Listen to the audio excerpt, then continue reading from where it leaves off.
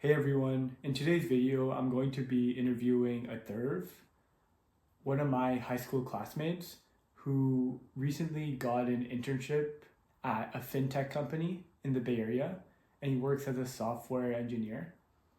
He has also started a nonprofit dedicated to connecting hackers and coders to other nonprofits. And he hosts hackathons where coders can develop innovative solutions for those other nonprofits. This fall, he'll be attending UIUC studying computer engineering, which is one of the top CE and CS schools in the country.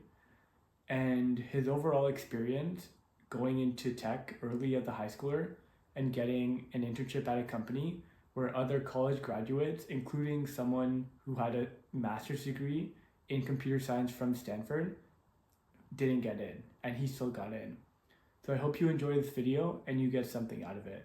What first sparked your interest in computer science and engineering? I first tried my hand at programming and kind of software back in fifth grade. And this was, pretty typical for any Bay Area kid. But I first did this through my Lego robotics team at the time. And back then we were just making little robots move along a little mat. And I didn't really enjoy it too much, to be honest, because I wanted to be different than everybody else around me. I didn't just want to do what my dad did all day at the laptop. But, what really developed my interest, I would say, is in 10th grade, after taking a couple CS classes, I went to my first hackathon. And, it was there where I kind of had my first taste of building something that I actually enjoyed and learning some new technologies and kind of just like diving head first without really thinking about what I was doing. Although I performed pretty poorly at that hackathon, I think it sparked like what so far seems to be a lifelong interest in building stuff and engineering. Okay, cool. Yeah, so we'll go more into hackathons later. But now onto your high school stuff. So what was your GPA, unweighted and weighted? And how many AP exams did you take? And what were your SAT and PSAT scores? So I had a 3.92 GPA, I think, unweighted, and weighted was a 4.67. It took 13 AP courses and 14 AP exams, and 1600 on the SAT, and a 1500 on the PSAT out of 1520, I think. And yeah, that was it, right? Yeah. Okay, Yeah. cool. And how did you study for those to get like a perfect 1600 and get a 1500 on the PSAT? Do you have any tips? Honestly, I think it was just a lot of, you know, um, iterating intelligently is what I would call it. A lot of people, when they're studying for a test like this, they just take a bunch of mock exams without really thinking about what they're doing. And I found that the most value I received was not through actually taking the test, but by taking the time and doing what I really didn't want to do, which was going over all of the mistakes I made in every single test I took and taking time to build those concepts up from like first principles rather than just reviewing those questions on a surface level. Yeah, I think basically just digging deep, building solid foundations, and addressing the root cause rather than just blindly taking practice tests is a tip that I would give to anybody preparing for tests like this. Okay, cool. And yeah, so which classes pushed you the hardest in high school? Which ones were the most challenging and also which ones were the most fun? Definitely, I think Gurjot's going to agree with me on this, but AP Physics C, we have this physics I teacher, agree. yeah, who's kind of infamous for having hard classes and kind of going hard on you, not because she doesn't like you, but because she wants you to succeed. But that class kind of was pretty tough for me. I didn't get the best grades in labs and stuff, but eventually it was all fine, and I ended up doing well because I locked in a little bit towards the end. But yeah, I mean, not only were the concepts a little bit hard, the whole class was a little bit hard too. Probably one of the most challenging classes I've taken to date, but honestly, a pretty rewarding experience. That's like further solidified my interest in like engineering and math and all those related fields. What was the other part of the question? Sorry, I'm forgetting. Yeah, I guess which class was the most fun? I think this is sort of unexpected coming from somebody with a background like me, but in 10th grade, or no, in 11th grade, I took this literature seminar class with 6 people in it called Post AP Asian Literature Masterpieces, where basically all we did was sit around a table, just 5 guys and one teacher, and we just read books from, ancient to modern Asian literature and sit in a circle and discuss it. And honestly, that class broadened my perspective on so many things by a crazy amount. I got to know these people really well. I still meet up with that teacher and all of my friends from that class on the regular, and we have little barbecues together. So that's been one class that I'm going to remember forever. And that's honestly left like a resounding impact behind from high school. Yeah, makes sense. That class seemed pretty fun, even though I wasn't in it. Okay, so moving on, where did you end up finding guidance for computer science, or did you mainly teach yourself? And if you taught yourself, which resources and websites did you use? I think when I was first getting started out, this is like what, ninth grade, 10th grade, early high school. Honestly, it was all just YouTube, you know. I would go and look at these huge, like 12-hour long classes of, you know, how to build a project in React or Python essentials, whatever. Shout out, there's this guy, Mike something from Giraffe Academy. He helped me a lot. There were a couple other people on YouTube, but yeah, YouTube was a really great source back then. And then honestly, like later on, a lot of the things that I've picked up honestly just come from like my experience in building itself. What I would do at one point was just go to hackathons and try out a new technology, try using something that I've never used before and build a project with it end to end. And that would help me pick up the skill completely. So that's kind of how I got into building mobile apps is, in one of the hackathons that I went to, I decided to build a mobile app with Flutter with almost zero knowledge. And although I completely got cooked at that hackathon because I did not know what I was doing, I took the time to, solidify my skills and, eventually even ended up building part of a Flutter app for an actual company later on. So, a Yeah, lot of just nice. experience of building. Yeah, makes sense. So, yeah, so how many hours per week do you think you were coding in junior and senior year and even sophomore year? It's difficult to give it hours per week, honestly, because some weeks I really would not do that much because I was bogged down by school and all that.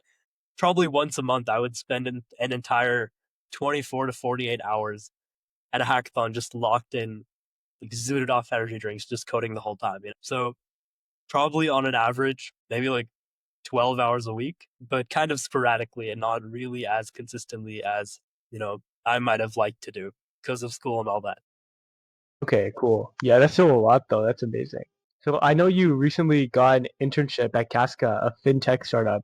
So how did you learn about it? And yeah, how did you connect and get an interview? So actually, like, this is an interesting story because one of my friends that I've known for a very long time, done a bunch of hackathons with him, his name is Mithil. He applied for this job and he actually got it a month or two before I did. And the people at in our team liked his work so much that they were like, "Hey, do you have any other friends who are like, you know, to have been coding like you or with you?" And he gave them my contact.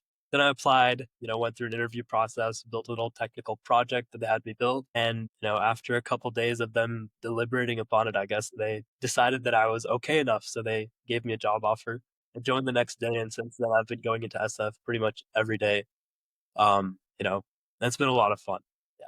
And you did this in high school, like going to SF every day, right? Yeah. I mean, our Pretty school does crazy. this thing where we're like, not really going to school for the last 3 months of senior year. So it was kind of in this time frame that I was doing all this, but yeah, pretty great experience. Cool. And so yeah, I remember you mentioned to me earlier that like you're working with PhD people, people who've done PhDs, people who have studied at MIT. So yeah, what's that been like working at an actual company? And why did the Casca founders, if you know, like why would they want to hire you, a high schooler, even though they have all these qualified applicants and given the state of the CS job market right now? So honestly, like I'm gonna give a little bit of a long-winded explanation, but I think this will prove to be very valuable. In November or in November of last year, so November of 2023, our company was just two people, both Stanford alumni. And our CTO was Stanford CS alumnus, and our CEO was a Stanford business alumnus. And they were just building this platform, bootstrapping it together when they both came across sitting at the dinner table this video of this little Singaporean kid building a clone of Facebook in 24 hours. And they were watching this video intently. And they scrolled through this guy's other videos. And eventually, one of the guys was like, "Why the hell were we watching this? Why don't we just hire this kid?" So they reached out to this guy. Our CTO actually cold emailed this 17-year-old kid from Singapore. You know, he actually got ghosted for 2 weeks, but eventually, when this guy responded, he ended up joining the team. And now he's one of our founding engineers who's pretty much done like a crazy lion's share of the work of building Casca just because he's so incredibly cracked. This is a little 17-year-old kid they found on the internet. His name is Elliot. Shout out Elliot, by the way. But yeah, I think honestly their experience with Elliot kind of taught them that one of the most important things in today's day and age, especially with AI coding tools like Cursor or Claude Code that everybody's using nowadays, the most important thing is just like a drive to build and an ability to ship. And if you have somebody that's just been hacking away for a while, just building random crap like me and Mythil have been, I think we have proven to make ourselves really quite valuable in a startup environment that's really just focused around building and shipping fast. Yeah, no, makes sense. So going off of that, what's the toughest technical problem that you solved at Casca in a workday? Toughest technical problem.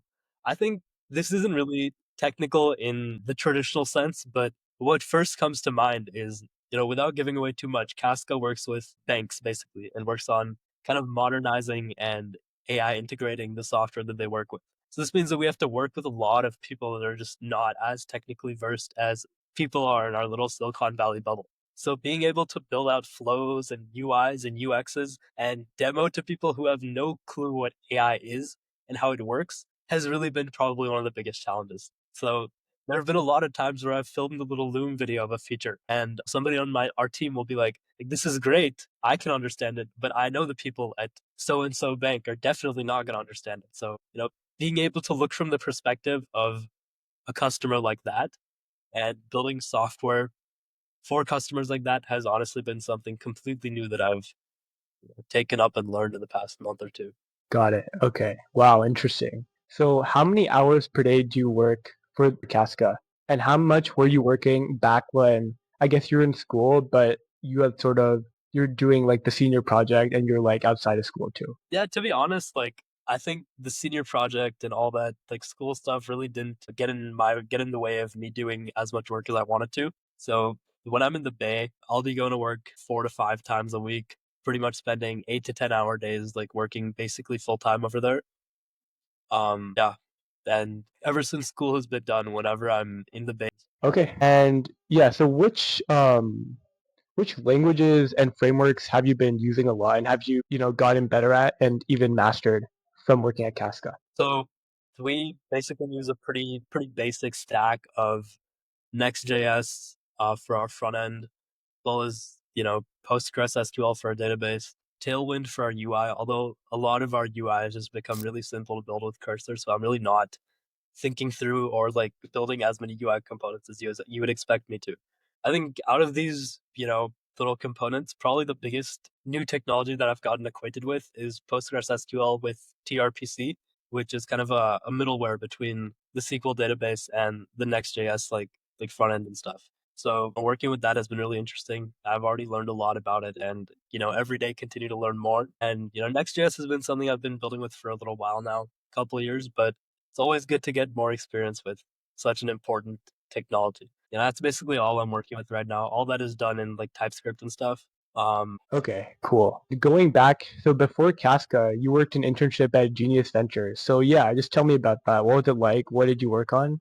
And what was the experience like? Yeah. So Genius Ventures, I worked there in the summer after my sophomore year, and Genius Ventures was, I think, a small crypto blockchain company. They were very popular back in that day, and I actually found that internship at a hackathon. So back in ninth grade, I had a big crypto blockchain phase where I would spend hours and hours just reading white papers and going on Twitter and arguing with people about Solana and Bitcoin and Ethereum and all that crap. And I just accrued an insane amount of knowledge about this stuff without any sort of practical use, or so I thought.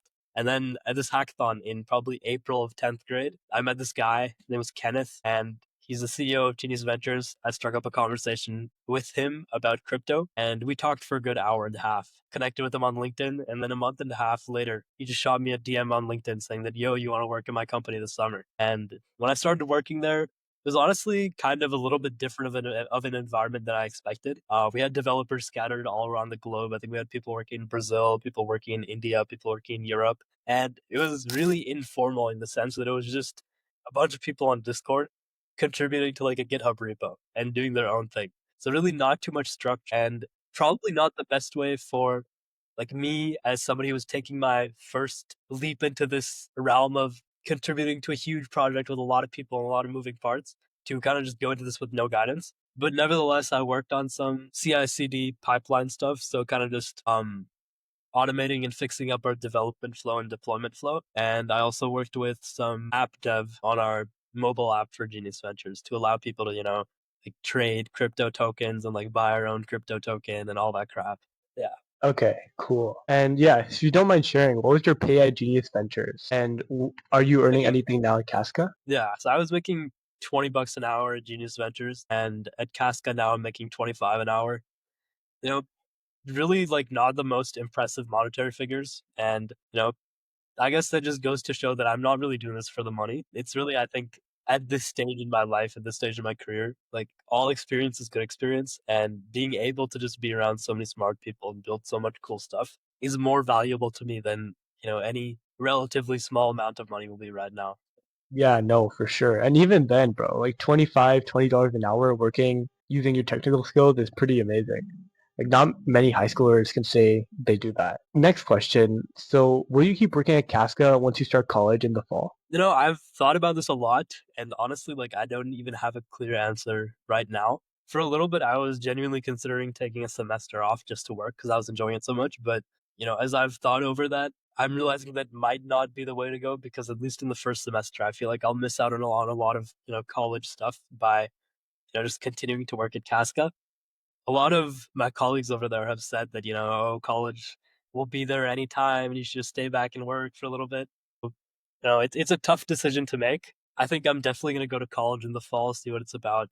Probably continue working part time, but beyond that, it's still a little bit nebulous as to what I'm actually going to end up doing. Guess we'll see as time goes on. Yeah, makes sense. So going back to your hackathon journey, which you said was pretty impactful.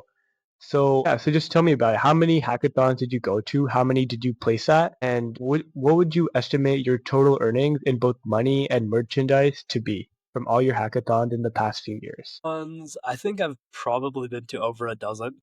A lot of them have been like smaller local high school hackathons. I think there's a couple big ones like with the Tri Valley hacks or like forgetting some names now, but there's a lot of big high school hackathons in the Bay. A lot of the cooler experiences I've had were like kind of going to a college and attending their hackathons, staying overnight over there, meeting a lot of new people, meeting a lot of really craft people.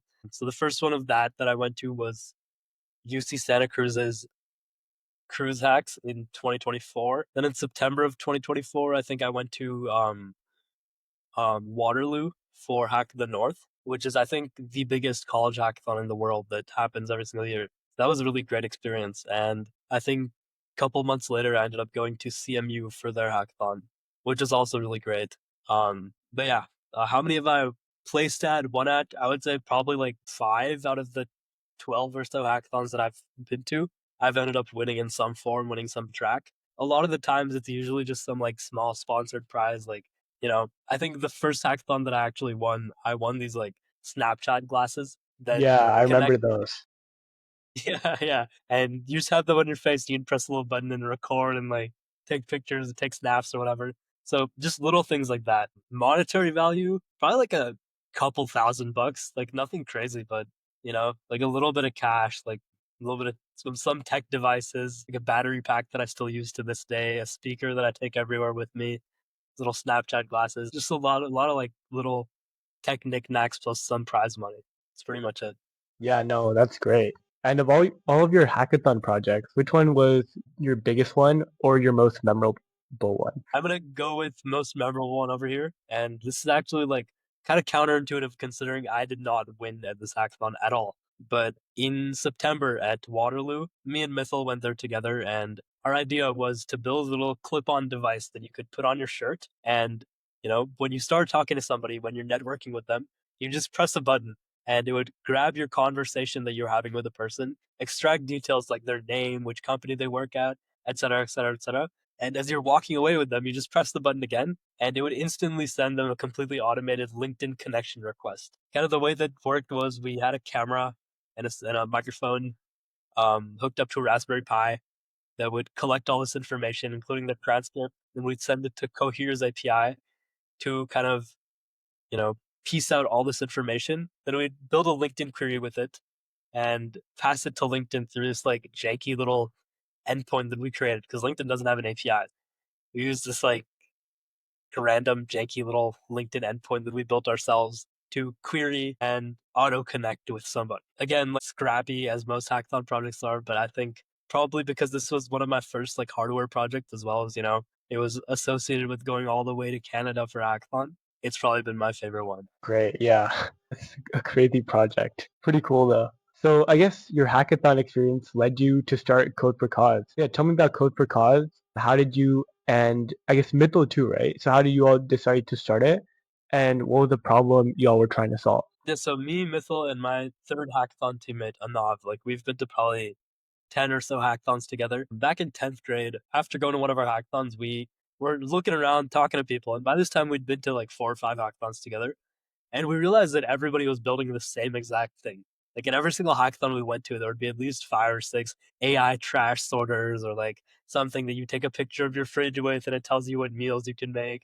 Just the same ideas recycled again and again and again and again. And to compound on that problem, people weren't actually implementing or taking further the really good ideas they had at hackathon. So even when somebody was actually building something real and useful, it would just not go anywhere after the day of the hackathon. So we kind of thought to ourselves that, there's like thousands of bucks to go to each of these events. There's like thousands of people that come to each of these events. Like, what a waste, if there's nothing useful actually coming out of it. After thinking a little bit, we were like, who could use all this technical manpower better than, the struggling nonprofits that are around us today? Because if you see a lot of these nonprofit software stacks or tech stacks, it's usually really janky and not really well thought out. And that's in big part because they don't have a lot of money to hire a lot of skilled developers. And a lot of skilled developers, frankly, don't have the time to deal with all these small nonprofits all around us. So we kind of set up our first Code for Cause event in December of 2023, where we had 5 or 6 nonprofits that we'd reached out to. We asked them all to identify some technical issues they had. Then we packaged those into like a hackathon track and let our 100 or so participants loose on all of these problems. And by the end, we had a few promising submissions for each one. And based on whoever was the best out of each category, we picked a winner, awarded them a cash prize, of course, and then gave them the chance to further their work with a nonprofit so that, the hackers could actually implement their project and get some experience in, pushing out real production level code for an actual entity somewhere in the world. And the nonprofits would get, pretty banger software completely free of cost, completely free of hassle. So, that was our first Code for Cause event. And I'm going on a little bit of a tangent right now because I really like talking about this. But, Yeah, go for it. over the last couple of years, we've had, I think, 10 or so events like this. We've partnered with a bunch of hackathons locally in the Bay Area to have Code for Cause tracks at each one of them. And we've even got a little bit of grant money from a few VCs we know. And, it's been a pretty great journey. And it's something that we want to keep going in our local and eventually like not so local community as the 3 of us exit out of high school. Yeah, no, that's amazing. So you've had a huge impact. So what would you say was the most impactful project to come out of one of your hackathons? I would say that probably the biggest one was so there's this nonprofit actually started by a few people that went to our school in the past called Youth for Good, which is actually ballooned up to be like a ridiculously large nonprofit. And they do a lot of fundraising and volunteering events and like helping homeless shelters, all that kind of jazz. And the problem they were having is they had really, really terrible internal communication and signups, even for people coming from outside for all of their volunteering events. So they just had like basically no way to get people to actually sign up to volunteer. So we kind of pitched this as a track at one of the hackathons we were partnering at, and we got some really good submissions, pushed it into production, and now that's kind of the software that this pretty huge organization uses to manage all of their events, manage all of their volunteering opportunities, manage their whole workforce of 400 plus volunteers. So it's pretty great seeing like a Code for Cause project being actually deployed and used to such scale. Nice, nice. Okay, so going past hackathons now. So I know you wrote a few research papers in high school. So what were they about? And do you get any of those published anywhere? Yeah, so my kind of first experience with research was in my freshman or the summer after my freshman year in high school. And I just joined this program called ASVRP, which a lot of local Bay Area kids will know. It's kind of like structured research where they'll hook you up with a group and a mentor, and you just decide what to do.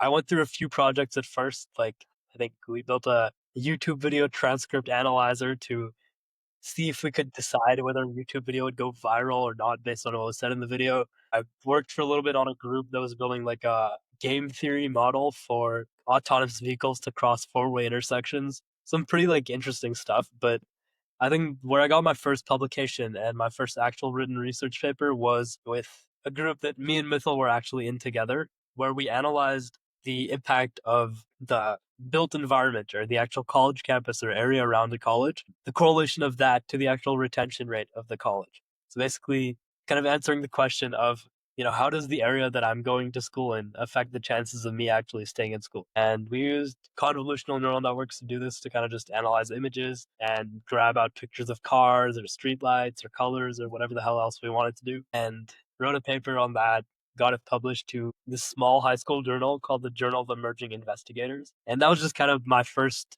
dipping my feet in the water of research. Looking back, I probably would have done a lot of things differently, but that's the beauty of learning over time. And the second experience with the research I had was in my summer after 11th grade. I worked with this professor from UMich on this project about Federated-Learning, which is kind of a machine learning training paradigm which works over a whole distributed network of computers rather than just like aggregating all the data in one big computer and then training a model off of it. So think like an algorithm that gets trained off sensitive data in 6 different hospitals, data that these hospitals cannot ship out. But yet this model is somehow able to get trained on each of the data sets of these 6 hospitals and eventually get put together to make one supermodel that is, influenced by the data or trained on the data of all 6 of these different hospitals without exposing that sensitive data, if that makes sense. So I specifically did research on kind of making this process more robust and making it like less, being able to be threatened by attackers. I wrote a pretty, large, significant paper on this. Unfortunately, didn't have time to get it published because of college apps and all that stuff that came up right after, but it's up on archive, which is probably linked. You'd probably find the paper on my LinkedIn, honestly. I'll put that in the description. I'll have Rajat Yeah, put that in the for description. sure, for sure.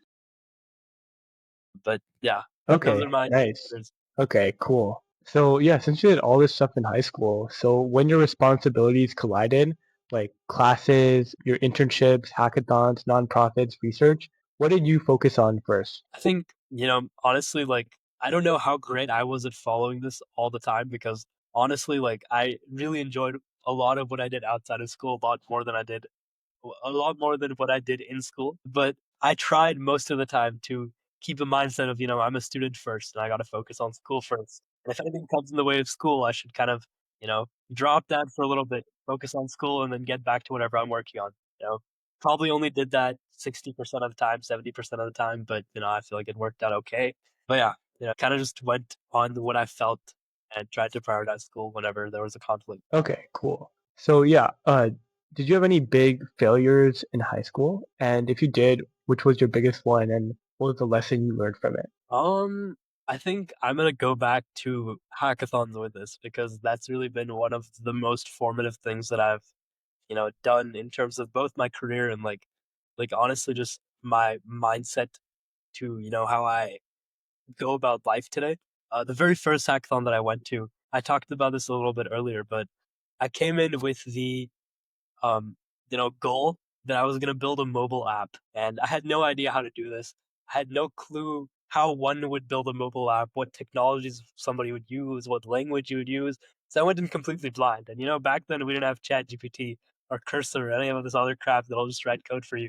So I sat there for 12 hours that day trying to teach myself this language called Flutter or this framework called Flutter that you can use to build cross-platform mobile apps just from the Flutter docs themselves. And by the end of the day, the only thing that I had ready to present was literally just a mock-up that I built on Figma. And, at first I was like, how am I going to present this? Like, this is like embarrassing, bro. I've been working on this for like 12 hours. Like what am I going to do? But, eventually I was just like, screw it. Like, it's just a hackathon. Like, what can happen? I went and pitched this little Figma mock-up that I'd built. And as I expected, like I miserably failed. Like I was not even near the top contention in this hackathon. But honestly, that big failure taught me that I really enjoyed digging around with all these little new frameworks, trying my hand at something, building, trying, failing, all that whole process. And it kind of got me addicted to going to hackathons and just learning new stuff. And eventually, once I did it enough, I found some sort of success and started really enjoying it. Okay, cool. So since you're going to college this fall, which college are you attending? What's your major and what are you excited for? So I'm going to UIUC. I'm studying computer engineering. I'm honestly really excited because, you know, UIUC to me seems like such a big and diverse school. To give some context, my high school graduating class had 48 people in it. UIUC had 1,000 engineering undergraduates. So just being part of that huge community, it's inevitable that I'm going to meet so many great people, so many people that I can work with, so many people that I can, build projects with, start companies with, go to hackathons with, all that cool stuff. So I'm just really excited to meet a whole lot of new people, meet a whole lot of really interesting people, and really excited to build stuff and do stuff with all these people. So, yeah. Okay, cool, great. And what's next for Code for Cause once you and Mithil and Anav go to college? So we plan on kind of staying involved with it throughout our college, maybe if we have the time, even partner up Code for Cause with, all of the hackathons that each of our colleges are going to have. All of us are going to like pretty intensely engineering cultured schools. I'm going to UIUC, Mithel's going to Georgia Tech, Anav's going to CMU. So, we'll all definitely have contacts over there with people who are actually organizing the hackathons. So maybe get Code for Cause a little bit onto the college hackathon scene, as well as kind of keeping it alive in the Bay Area with kind of what it started with. So we've got a couple of juniors and a couple of sophomores on our team kind of ready to execute, ready to go for next year. Kind of the vision is that we keep it something that, you know, keeps going steady at what it's good at and hopefully even scales a little bit over time. Good that you have it planned out. So, yeah, looking back at your high school experience, so what commitment do you think had the lowest return on your time? Like, if you could drop one thing, what would it be? Or it might be nothing if you enjoyed like all your activities. That's a tough question. Honestly, I would say that that's a tough question. I don't know. I think the way I like to think about it is that even though I tried a lot of things during high school and naturally a lot of things I didn't really end up liking. So my initial answer to this question was going to be robotics because I spent quite a lot of time doing robotics competitions in freshman year. Spent some time doing them in sophomore year and then eventually just completely ended up dropping it because I did not enjoy it. I realized I didn't really enjoy it. So I was thinking to answer, to give this as an answer to this question. But honestly, looking back, I'm glad I spent this much time so early on doing this and realizing, this is what I like, this is what I don't like. And it's honestly like, like I don't regret it one bit. So yeah, like I think even the negative experiences I've had, even though, so to speak, waste of time I've spent, I think it's not really a waste because it's taught me so much. Yeah, no, everything's a learning experience. So, yeah, just a few more questions. If you could give your freshman self one piece of advice, what would it be? I would say talk to more people. Honestly, like so many of the opportunities that I've been like so blessed to receive over the years have just been a direct function of talking to people. Like this initial opportunity that I had with Genius Ventures literally just came with striking up a conversation, something that I really liked, with a random person I met at a hackathon. And I think just talking to people, whether it's in person, on the internet, putting yourself in a space where you can get exposed to new people just gives way to so much like serendipity and growth.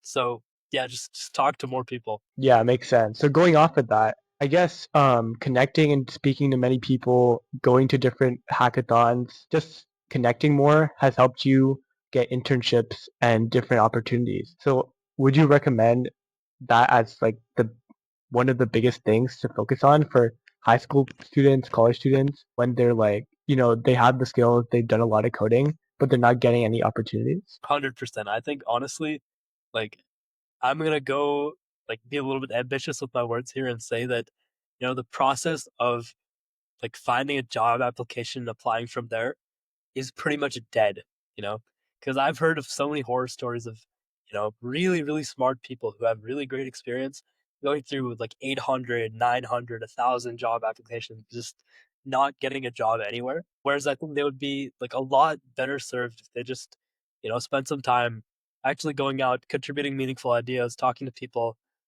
and doing things of that sort. So I am a really firm believer in the idea that building important stuff, contributing important ideas, and talking to cool people will always take you, you know, where you're meant to be and where you want to go. Yeah, for sure. That's really important. This last thing, what's next for you? In 5 years, do you see yourself as like a founder of a company, a researcher going into grad school, or an engineer at a company, or you're just not sure yet? You just want to try everything out. What would you say? I think a month ago, I would have said I'm 100% sure that I want to be a founder of my own thing. I want to be working on my own thing. I want to be building my own thing. I want to be a Y Combinator, B2B SaaS type Indian from the Bay Area. Yeah. Honestly, I feel like because over the last month I've gotten a taste of, working at Casca, and I've gotten a taste of kind of how my college experience might look and all the new people I might meet, all the new stuff I might get a taste of over the next few years. I'm going to leave it a little bit more open ended than that, and say that, you know, really I could end up anywhere doing anything in 5 years. Who knows? But at least for now, the plan is still heavily biased towards working on my own thing. If any of my experience in high school has taught me anything, it's that I really enjoy taking ownership of what I'm doing. I really enjoy building something up from the ground. I really enjoy convincing people that it's important. And I really enjoy just like doing everything that comes with being a founder and like being a, owner of your own product, your own company, and whatever. TLDR, I would really enjoy being a founder. And right now that seems to be the path that I'm going to go on. But also, who knows where I'm going to be in 5 years, Yeah, for sure. Makes sense. Sounds great. Okay, well, thank you very much for coming on. It was amazing to talk to you. You had so many nice insights. If you guys have any questions about any of this, if you I'm gonna hit a little plug in here and say that if you think you're a crack developer and you'd like to work at Casca, hit me up. I could hook you up if you're crack. And yeah, thanks for having me. Really enjoyed talking about all this, and you know, um, yeah, thanks for hooking me up with the platform. And if anybody has any questions or whatever, you can drop it in the comments. You can DM me on LinkedIn or wherever. Thanks for watching, and thanks again, Rajat, for having me on here. I hope you all enjoyed the video and that you got something out of it, which will hopefully inspire you to take action in your own life. See you in the next one.